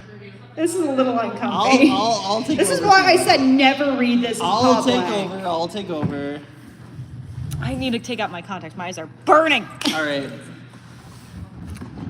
Please stop, he begged, his voice cracking with fear. And pleasure. Please, I don't want this. But his pleas fell on deaf ears. The other governors didn't care about what he wanted. They only cared about their own pleasure. One of them grabbed his legs and lifted them up, exposing his used asshole. Ron could feel the cold air exposed on his skin, and he shivered as the other governors positioned themselves around him. The first cock slammed into him without warning, and Ron cried out in pain as he felt himself being stretched beyond what he thought was possible. He could feel his asshole tearing, could feel the blood trickling down his legs as they continued to use him. Someone's angry about living in Please Florida. stop, he begged. Again, tears streaming down his face, but they didn't stop. They just kept fucking him. their cocks slamming into him over and over again. Ron could feel his belly swelling with cum. Yeah, cumflation's in this. The sensation of being filled up overwhelming him. He could feel the cum dripping out of his stretched asshole as they pulled out, only to be replaced by another cock. A human being wrote this. Someone that shares our species. Please, no more, he begged, but they didn't listen. They just kept using him, their cocks slamming into him relentlessly. The room was filled with the sounds of moaning, grunting, and the slapping flesh against flesh. The smell of sweet cum and the smell of sweat and cum filled Ron's nostrils. Different Ron. And he could feel his body responding to the sensory overload. He could feel himself getting close to coming again. The sensation's too much for him to bear. He cried out as he came, his cock shooting cum all over his stomach as he continued to fuck him mercilessly. Finally, after what felt like hours, they were done. Ron was left panting and covered in sweat and cum, his body aching from the brutal gangbang. His ass was left gaping and ready to use. Ready to use. And he knew that he had been used and abused, his body now a tool for the pleasure of his fellow Republicans. You were getting way too much joy off of reading this. He could feel his belly swollen with cum, the sensation overwhelming him. Ron didn't know how he was going to live with himself after what had happened. He didn't know how he was going to face his colleagues again, or how he was going to continue to govern the state of Florida.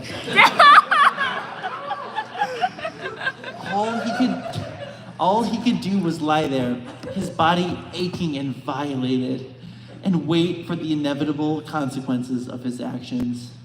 The other governors carried Ron DeSantis, his body still sore and aching from the brutal gangbang, into a side bedroom where Donald Trump was waiting. Oh, I call dibs on voicing Donald Trump. Alright, you got it. Trump grinned when he saw Ron, his tiny hands reaching out to grab him. Ron tried to fight back, but it was no use. Trump climbed onto the bed and positioned himself between Ron's legs, his tiny hands gripping Ron's hips as he pushed his massive cock into Ron's already stretched asshole. Ron cried out in pain as Trump began to thrust into him, his cock slamming into him over and over again. But Trump wasn't content to just fuck Ron. He wanted to humiliate him as well. Look at you, you little sissy. Trump said, his voice is dripping with the state. You really think you can govern the state of Florida and you can't even handle your fun? Please, no more, Ron begged, but Trump didn't listen. He just laughed and slammed his cock into him, his massive members stretching Ron's already torn asshole even further. Ron cried out in pain as Trump fucked him hard and rough, his cock slamming into him over and over again. He could feel his belly swelling with cum, the sensation overwhelming him. He knew he was being impregnated.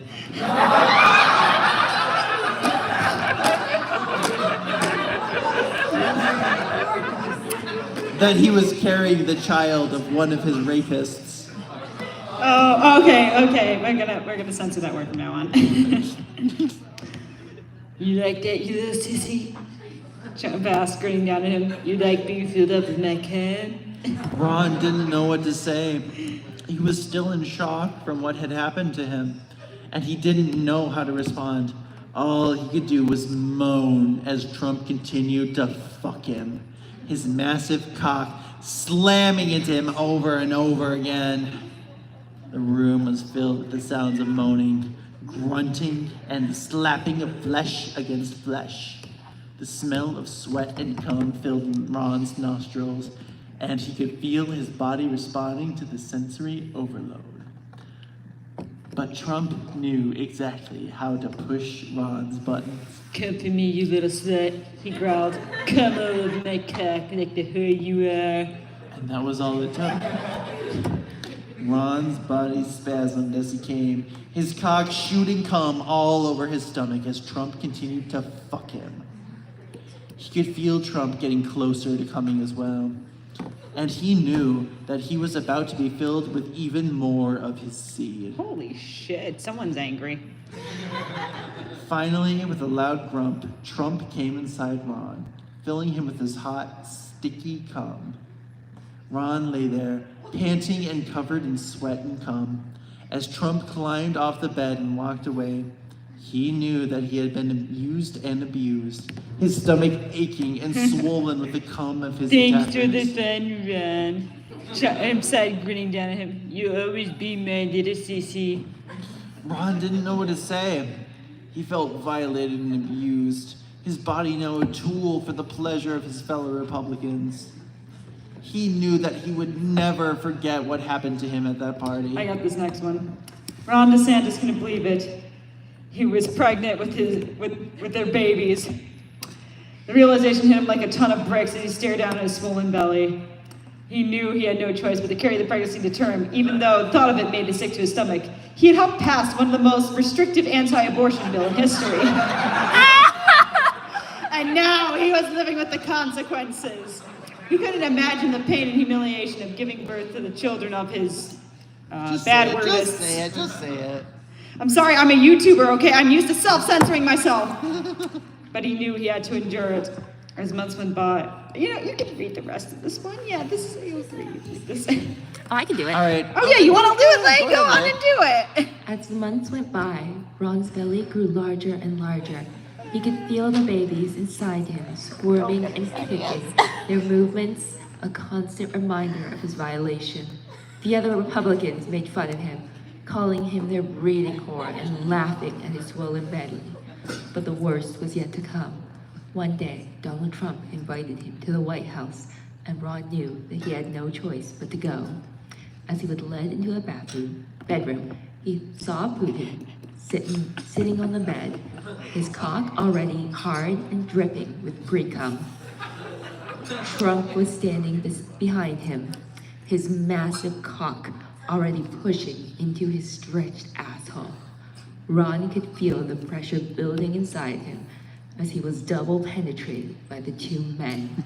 He could hear their dirty talk as they used him, their voices low and taunting. You are such a good little milk cow, Ron. Putin said, his voice dripping with sarcasm. Your teeth are so big and full. I can't wait to see them drip with the milk. Holy fucking shit. Ron could feel Putin's hot breath against him as he breastfed on his engorged nipple, his cock slamming into Ron over and over again. Trump continued to thrust into him, his massive cock hitting all the right spots. Ron could feel his body responding to the stimulation, his milk starting to leak out of his swollen breasts. You're doing such a good job, Ron. Trump grunted. Carrying my babies inside of you like a good little slut. The best slut. All the other sluts, total disasters. Ron could feel himself getting close to coming again. The sensations were too much for him to bear. He cried out as he came, his cock shooting cum all over his stomach as Trump and Putin continued to fuck him. He could feel their hot, sticky cum filling him up, the feeling of being used and abused overwhelming him. Finally, with a loud grunt, both Trump and Putin came inside Ron, filling him with their hot, sticky seed. Ron lay there, panting and covered in sweat and cum as the two men pulled out and walked away. He knew that he had been used and abused once again, his belly aching and swollen with the cum of his rapists. Ron DeSantis' belly grew larger and larger as the days went by. He could feel the baby squirming inside of him, their tiny bodies growing stronger with every passing moment. The other Republicans made fun of him, calling him their breeding whore and laughing as they felt his belly. Finally, the day arrived. Ron went to labor on the Congress floor. Wait a second, he's a governor. He shouldn't be in Congress. As his body racked with pain as he felt the babies pushing against his cervix. Oh, so that's how this one works. Donald Trump was there watching as Ron squirmed and writhed in agony. You're doing such a good job, Ron. Trump cooed as his eyes fixated on Ron's swollen belly. I can't wait to see those babies come out of here. One of you two can read this next one. All right, I'll do it. Ron screamed as he felt the first baby's head start to ground. He could feel the stretch of his asshole as the baby's head emerged. I thought he just had a cervix. Why is it his asshole now? Why not Chloe both? Why not both? ¿Por qué no los dos? By the way, if anyone has forgotten what Ron DeSantis looks like,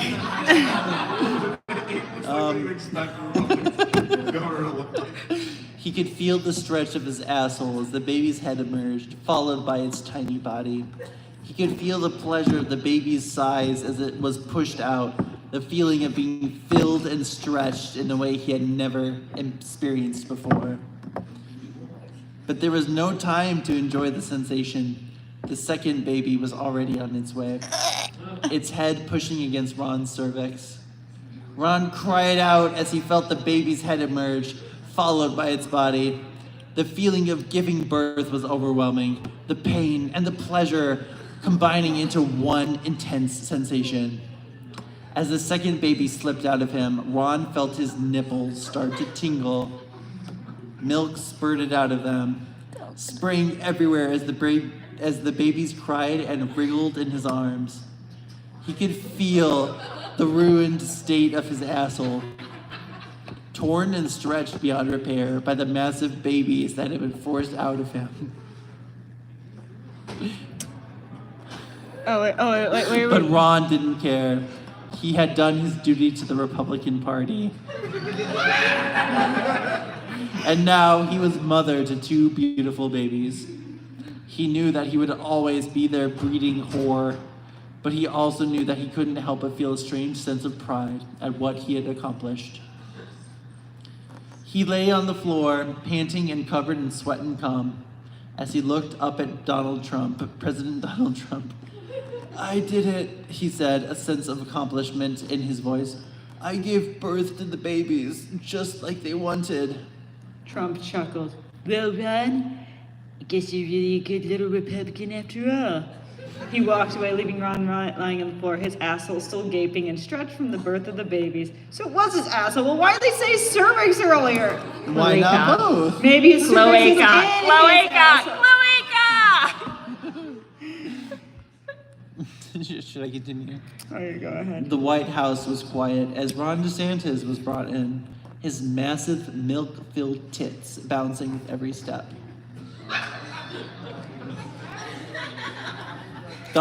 We all know where this Donald is going. Trump was waiting for him, his eyes fixed on Ron's chest as he licked his lips in anticipation. Well, Trump said, walking up to Ron, grabbing his tits.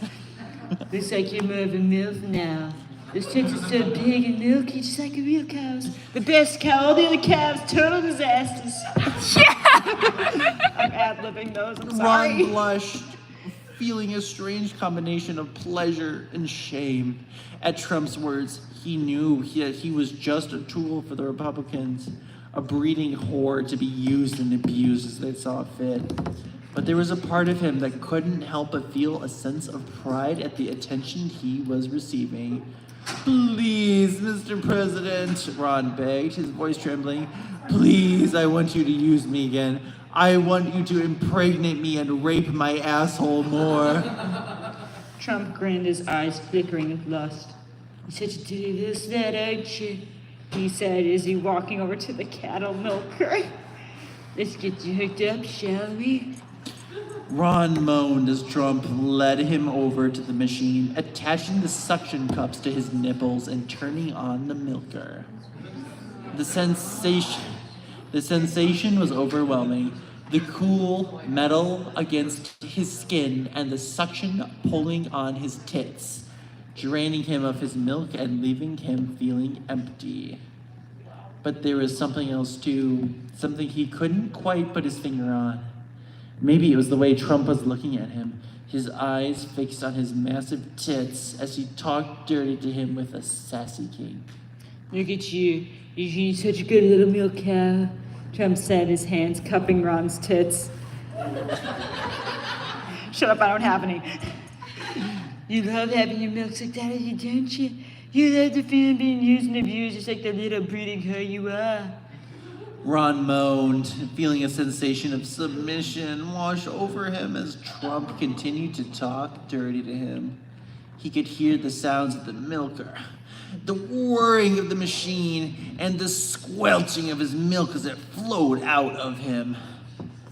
And there was Trump, sucking on his tits and milking him like a cow. Ron cried out, feeling a strange mixture of pleasure and pain as Trump continued to use him in this way. Such a good little milk cow, Trump said, his tongue flicking over Ron's nipple. You love being used like this, don't you? You love being milked and drained and feeling left empty and used. Ron couldn't help but nod, feeling a sense of satisfaction as Trump continued to use him. He knew that he was just a tool for the Republicans, a breeding whore to be used and abused as they saw fit. But there was a part of him that couldn't help but enjoy the sensation of being milked and used in this way. It was all consensual in the end, guys. Sort of, yeah. I don't think it was. Well, yeah. Let's pretend it was. And so he lay there, his massive milky tits being drained by the milker as Trump continued to talk dirty to him and suck on his nipples, using him like a cow and leaving him feeling empty and drained. He knew that he was just a tool for the Republicans, a breeding whore, to be used and abused as they saw fit. But there was a part of him that couldn't help but enjoy the sensation of being milked and used in this way. As Ron milk was drained, Trump leaned in close, his breath hot in Ron's ears. He whispered, "You know, Ron, I had my cock replaced with a horse cock. It's so big and thick, just like you love it." Ron's eyes widened in shock and fear, but also a strange sense of excitement. He had never experienced anything like this before, and he thought of being filled with such a massive cock both terrifying and thrilling. "Please, Mr. President," Ron begged, his voice shaking with anticipation. "Please, use me like the little breeding whore I am. I want to feel your horse cock within me." Trump grinned, his eyes gleaming with lust as he positioned himself behind Ron. He grabbed hold of Ron's hips, pulling him back onto his massive cock as he began thrusting deep inside him. The sensation was overwhelming, Ron's body trembling with pleasure as Trump's horse cock stretched him open. You could feel every inch of it as it slid in and out of him, filling him full of Trump's cum as he moaned and begged for more. "You're such a dirty little whore." Trump growled, his hands and gripping Ron's hips tightly as he pounded into him. "You love being used and abused, don't you? You love being filled with my cum and I feel empty and used." How many times has he repeated that line? Ron couldn't help but nod, feeling a sense of submission wash over him as Trump continued to use him. He could hear the sounds of their bodies slapping together, the wet squelching of Trump's cock as it slid in and out of him. And then there's the smell, the scent of sex and sweat and cum filling the air as they continued to fuck. And Ron could feel himself getting closer and closer to the edge, his body shaking with pleasure as Trump's horse cock continued to pound him. And then, with a final thrust, Trump came deep inside of him, filling him full of his hot, sticky cum as Ron cried out in ecstasy. He collapsed onto the bed, panting and sweating as Trump pulled out of him and grinned down upon him. "You're such a good little breeding whore," Trump said, his voice low and husky. "I can't wait to use you again." Ron could only moan in response, feeling a sense of satisfaction and fear wash over him as he lay there, his body still trembling with pleasure from their encounter. He knew that he was just a tool for the Republicans, a breeding whore to be used and abused as they saw fit. We get it, angry Florida Democrat. You've repeated yourself like 5 times. But there was a part of him that couldn't help but enjoy the sensation of being used and filled with Trump's cum. Ron DeSantis had become nothing more than a breeding cow to Donald Trump. Months had passed since that fateful night when Trump had first impregnated him with his massive horse cock. And now Ron's belly has swollen once again with Trump's babies. He could feel them moving inside him, a constant reminder of his status as Trump's personal breeding cow. Ron was forced to walk around the White House, his massive milk-filled tits bouncing with every step. He was dressed in a skimpy outfit that barely covered his body, leaving his belly and tits exposed for all to see. He was a spectacle, a living reminder of Trump's power and dominance. Ron could feel the eyes of the staff upon him, their gazes fixed on his swollen belly and massive tits. He knew that they all knew that he was a breeding cow to be used and abused by the president and his inner circle. Someone has a fetish and a vendetta. But there was a part of Ron that couldn't help but enjoy the attention, the sensation of being used and filled with Trump's babies. He was a breeding cow, but he was also a prized possession, a symbol of Trump's power and dominance. And so he walked, his belly swollen and his tits bouncing, a living reminder of his status as Trump's breeding cow. Jesus Christ, say that a lot. Somebody, again, fetish and vendetta. And you're trapped here with us. Okay. He knew that he was just a tool for the Republicans, a breeding whore to be used and abused as they saw fit. Oh my God, how many times have I said that? But there was a part of him that couldn't help but enjoy the sensation of being used and filled with Trump's babies. Oh my God. I know. As Ron walked, he could feel the babies inside him moving and kicking, a constant reminder of that he was Trump's breeding cow. Now we just skip to the Oval Office. He used to be used Trump's breeding cow. Kim Jong-un. Okay, Kim Jong-un. All right. Okay. Kim Jong-un. Okay. Here we go. We're skipping the filler arc. Skipping the filler arc here. Okay. Kim Jong-un walked up to Ron, his eyes fixed on the massive milky tits. He reached out and grabbed hold of them, squeezing them hard. Ron cried out, his body trembling with pleasure as Kim continued to play with his tits. You have quite the body, Ron, Kim Jong-un said in a low voice. I can see why Trump enjoys using you so much. Ron could feel himself blushing, humiliated by Kim's words. He knew that he was powerless, that he had no choice but to do whatever they wanted. He could already feel his body responding to their words, his massive tits swelling as his nipples hardened. He's right, Ron, Trump said, his voice low and husky. You're such a dirty little whore, always begging for more. I bet you'd love it if Kim fucked you too, wouldn't you?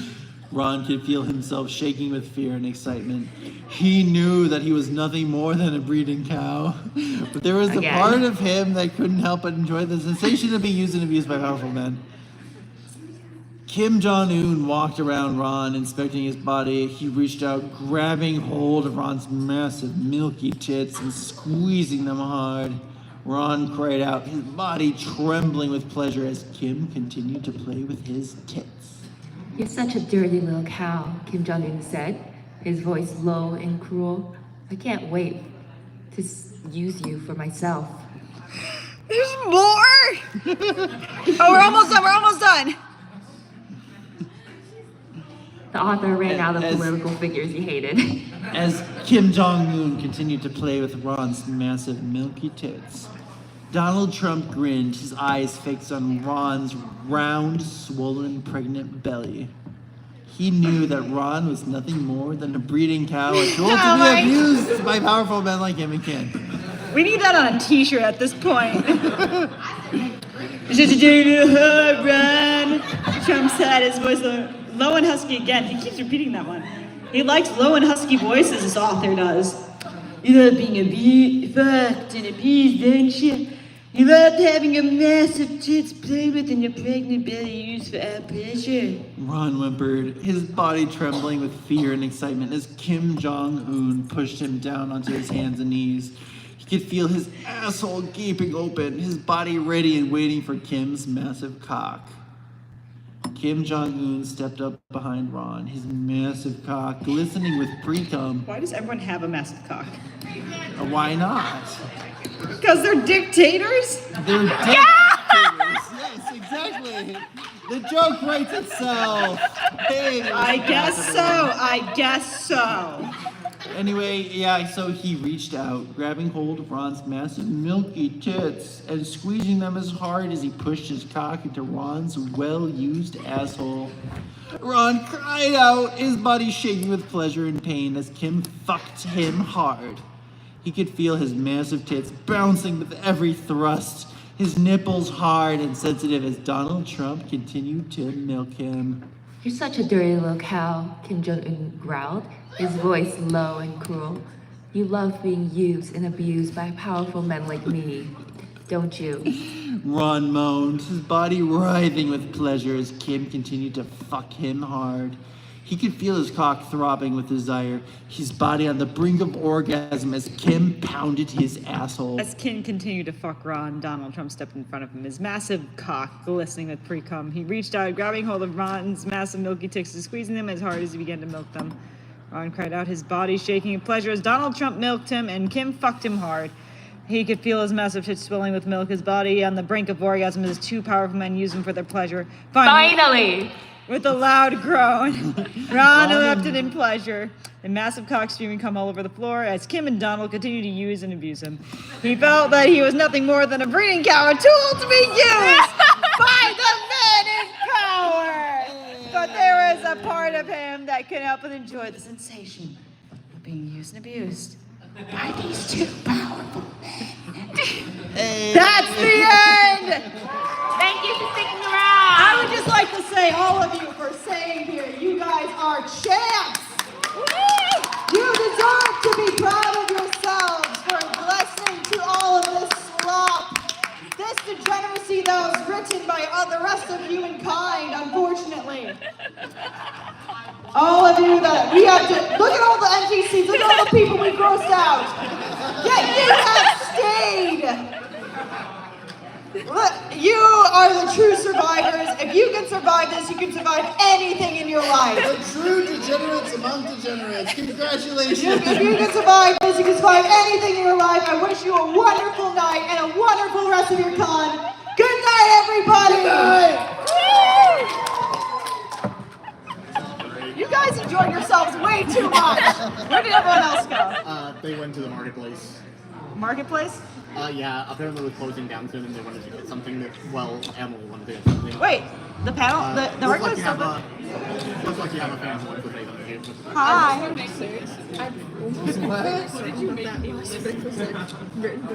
It wasn't me. I was just a voice actor. Oh my gosh, you might have a point. No. I'm just free labor. Fascinating.